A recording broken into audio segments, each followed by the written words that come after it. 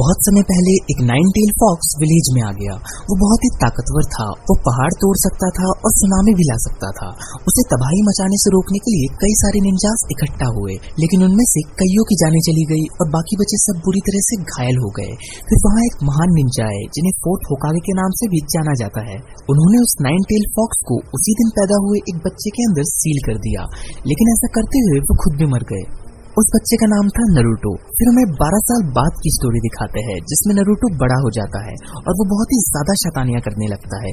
इतनी ज्यादा कि वो अपने विलेज के महान होकागे के फेस स्टैचू पर अजीबोगरीब पेंटिंग कर देता है। उससे परेशान होकर विलेज के लोग लॉर्ड होकागे के पास उसकी शिकायत लेकर जाते हैं कि वो फिर से हमेशा की तरह शैतानियां कर रहा है।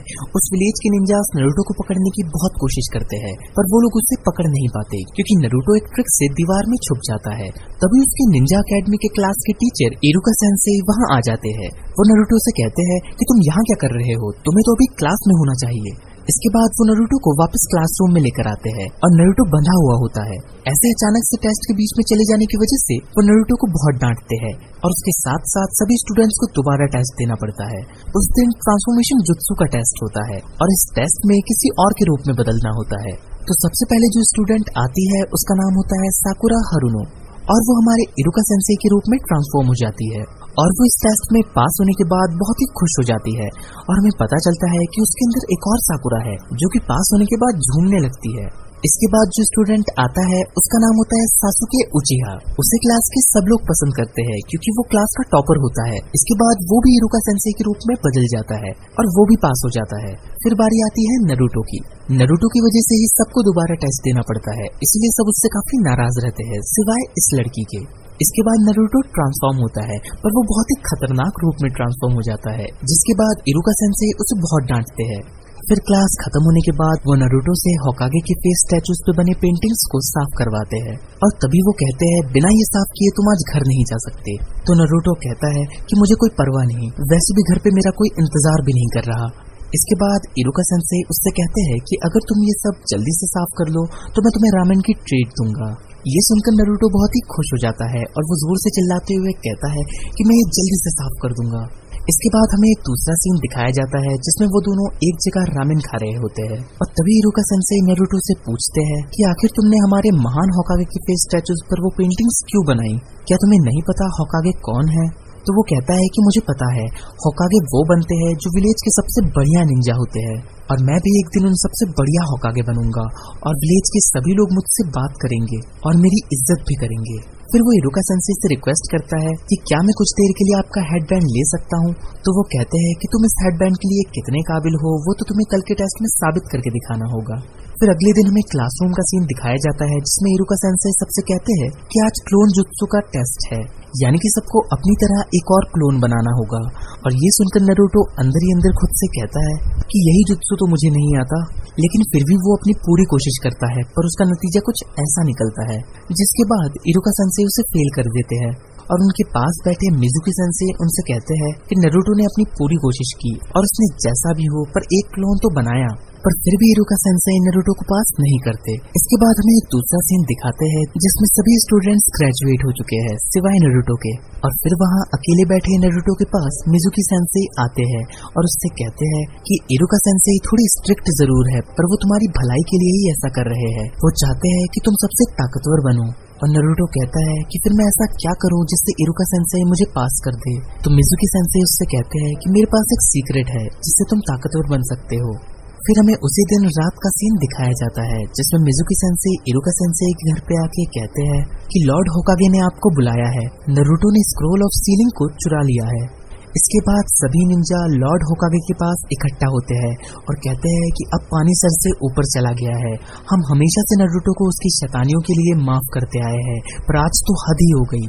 फिर लॉर्ड होकागे सबसे नरूटो को ढूंढकर उनके पास लाने को कहते हैं। इसके बाद हमें एक दूसरा सीन दिखाया जाता है जिसमें नरूटो एक सुनसान जंगल में वही स्क्रोल ऑफ सीलिंग पढ़ रहा होता है और वो उसमें पहला जुत्सु देखता है जो कि होता है मल्टी शैडो क्लोन जुत्सु। ये देखकर वो कहता है अरे यार, इसी जुत्सु में तो मैं सबसे ज्यादा कमजोर हूँ। और तभी इरुका सेंसेई वहाँ आ जाते हैं और वो नरूटो से पूछते हैं कि आखिर तुम इतनी रात को स्क्रोल ऑफ सीलिंग के साथ यहाँ क्या कर रहे हो? तो नरूटो कहता है कि मैं जुत्सु सीख रहा हूँ जिससे आप मुझे पास कर दो। ये आइडिया मुझे मिजुकी सेंसेई ने दिया। और ये सुनकर इरुका सेंसेई को मिजुकी के बुरे इरादों का पता चलता है और तभी उनकी तरफ 3 कुनाई आ रही होती है, जिसे इरुका सेंसेई देख लेते हैं और वो नारुतो को धकेल कर उसे वहाँ से हटा देते हैं। लेकिन वो कुनाई इरुका सेंसेई को लग जाती है, जिससे उन्हें काफी चोट लगती है और वो कुनाई और किसी ने नहीं बल्कि मिजुकी ने ही फेंकी होती है। और ये सब देखकर नारुतो चौंक जाता है। फिर मिजुकी नारुतो से कहता है कि वो स्क्रोल ऑफ सीलिंग मुझे दे दो। साथ ही साथ वो नारुतो से 12 साल पहले हुए हादसे के बारे में भी उसे बताता है कि 4th होकागे ने तुम्हारे ही अंदर वो 9 टेल फॉक्स को सील किया था। और ये सुनकर नारुतो मन ही मन कहता है कि तभी विलेज के सभी लोग मुझसे नफरत करते हैं।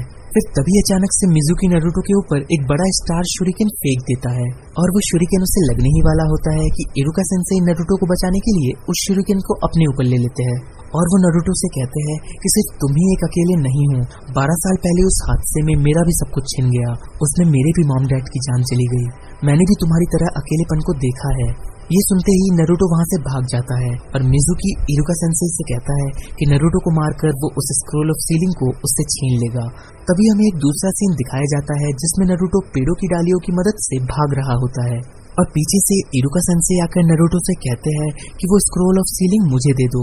मिजुकी उसी स्क्रोल के पीछे पड़ा है, पर नारुतो उनकी बात नहीं मानता और उन पर हमला कर देता है और वो दूर जाकर गिरते हैं। लेकिन तभी हमें पता चलता है कि वो तो इरुका सेंसेई थे ही नहीं, वो तो मिजुकी होता है जिसने इरुका सेंसेई का रूप ले लिया था उस स्क्रोल को नारुतो से लेने के लिए। और फिर मिजुकी नारुतो से पूछता है कि तुम्हें कैसे पता चला कि मैं इरुका नहीं हूँ। तो हमें पता चलता है कि नारुतो के रूप में वहाँ इरुका सेंसेई होते हैं और उन दोनों से थोड़ी दूर एक पेड़ के पीछे नारुतो उन दोनों की बातें सुन रहा होता है। तब मिजुकी इरुका सेंसेई से पूछता है कि आखिर क्यों तुम उस लड़के को बचाना चाहते हो? सारे विलेज के लोग उससे नफरत करते हैं, यहाँ तक कि तुम भी जानते हो कि उसी के अंदर वो शैतान है जिसने तुम्हारे मॉम डैड को मारा। तो इरुका सेंसेई उससे कहते हैं कि हाँ, मैं नफरत करता हूँ, पर नारुतो से नहीं बल्कि तुम्हारे जैसे शैतान से। नारुतो भी बाकी सब लोगों की तरह ही है और साथ ही साथ वो मेरा सबसे खास स्टूडेंट भी है। उनकी बातें सुनकर नारुतो की आंखों से आंसू आने लगते हैं और तभी मिजुकी इरुका सेंसेई से कहता है कि मैं तो पहले नारुतो को मारकर उससे स्क्रोल लेना चाहता था, पर अब लगता है मुझे सबसे पहले तुम्हें ही रास्ते से हटाना पड़ेगा। और ऐसा कहते हुए वो उनकी तरफ हमला करने के लिए बढ़ता है और तभी हम देखते हैं कि नारुतो वहाँ आकर मिजुकी के मुंह पर अपने घुटने से मारता है और कहता है कि खबरदार मेरे सेंसेई को हाथ लगाने की भी सोची तो अंजाम बहुत बुरा होगा। और मिजुकी उससे कहता है कि मैं तुम्हें बस एक ही मुक्के में ढेर कर सकता हूँ बच्चे। और तभी वो होता है जो कि किसी ने सोचा भी नहीं होगा और नारुतो कहता है मल्टी शैडो क्लोन जुत्सु। और नारुतो एक नहीं बल्कि कई सारे क्लोन बना लेता है। ये देखकर इरुका सेंसेई मन ही मन कहते हैं ये सिर्फ क्लोन नहीं है, ये उनकी हार्ड कॉपीज है, ये तो एडवांस निंजुत्सु है। और फिर नारुतो के सभी क्लोन मिलकर मिजुकी को इतना मारते हैं कि उसकी हालत खराब हो जाती है। और फिर इरुका सेंसेई मन ही मन कहते हैं कि नारुतो हम सबसे अलग है, शायद एक दिन वो सबसे ताकतवर होकागे बनेगा। फिर वो नारुतो को अपने पास बुलाते हैं और आखिरकार उसे वो हेडबैंड दे देते हैं। साथ ही साथ वो कहते हैं मुबारक हो नारुतो, तुम पास हो गए, अब तुम भी एक निंजा हो। आगे का सफर बहुत मुश्किलों भरा है लेकिन कभी हार मत मानना। इससे नारुतो इतना खुश हो जाता है कि वो उन्हें बहुत तेजी से गले लगा लेता है।